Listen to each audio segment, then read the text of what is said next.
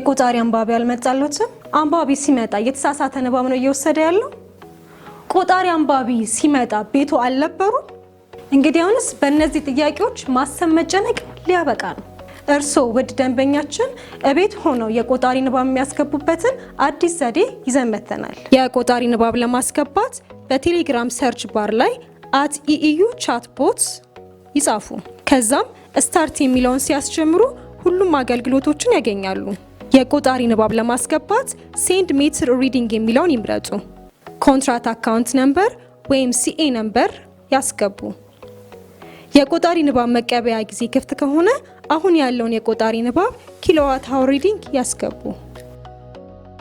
የመኖሪያ ቤት ቆጣሪው የዚህ አይነት ከሆነ ከነጥብ በኋላ ያለውን በመተው ከነጥብ በፊት ያሉትን ሙሉ ቁጥሮችን እናስገባለን። ለዚህ ቆጣሪ ንባብ 54200 የሚለውን ብቻ ንባብ ወደ ሪዲንጋችን እናስገባለን። የመኖሪያ ቤት ቆጣሪው የዚህ አይነት ከሆነ የሚያሳየው የአንድ ቤት፣ የ10 ቤት፣ የ100 ቤት፣ የ1000 ቤት፣ የ10000 ቤት ከሆነ ከአንድ ቤት ጀምሮ ያለውን ቁጥሮች ያስገባሉ። ይህ ማለት በዚህኛው ቆጣሪ 1209 ብለን ሪዲንጋችን ላይ እናስገባለን። የመኖሪያ ቤት ቆጣሪው የኤሌክትሮኒክስ አይነት ሆኖ የዚህ አይነት ከሆነ መጀመሪያ ልብ የምንለው ቆጣሪው ያረፈው ኪሎዋት ሃወር ላይ መሆኑን በማረጋገጥ እንዲሁም ኪሎዋት ሃወር የሚለው ላይ ሲመጣልን 04 መሆኑን በማረጋገጥ ንባቡን እዚህኛው ላይ ያለውን እንወስዳለን። 02 01 ቢመጣ ንባቡ የሚወሰድ አይሆንም። ትክክለኛ ንባቡ ያለው 04 የሚለው ኪሎዋት ሃወር ላይ የሚለውን ንባብ እንወስዳለን።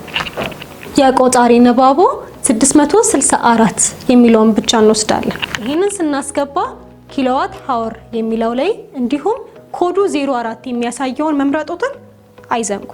የመኖሪያ ቤት ቆጣሪው የኤሌክትሮኒክስ ቆጣሪ ከሆነ የተለያዩ ንባቦችን በምስሉ ላይ የሚያሳይ ቢሆንም KWH ላይ በሚደርስበት ሰዓት ላይ ንባቦትን ከነጥብ በፊት ያለውን ማስገባት የሚችሉ ይሆናል። 14271 የሚለውን ንባብ በመውሰድ ቻትቦቱ ላይ ማስገባት ይችላሉ።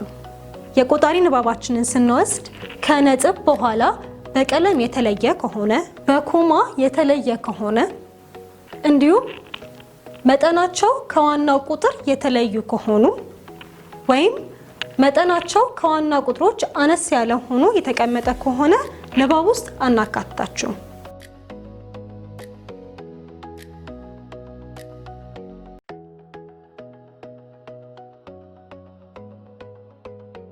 ያስተውሉ። አንዴ ቆጣሪ ንባብ ከተወሰደ በኋላ ድጋሚ ማስገባት አይችሉም። ድጋሚ ማስገባት ቢኖርቦት ትክክለኛውን የቆጣሪ መረጃ ይዘው ወደ አገልግሎት መስጫ ማዕከል በመሄድ ማስገባት የሚችሉ ይሆናል። የኢትዮጵያ ኤሌክትሪክ አገልግሎት